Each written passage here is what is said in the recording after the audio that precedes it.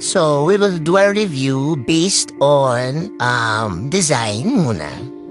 So, yung design niya, I love it. It says IHS, International High School. Charot.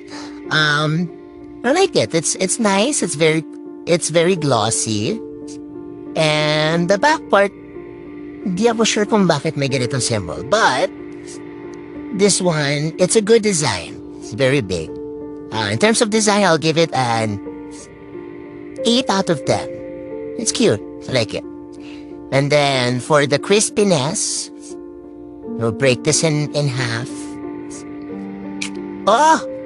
Oh, kaya siguro may design sa likod para to guide yung pag-break. Love that. Let's see. Oh!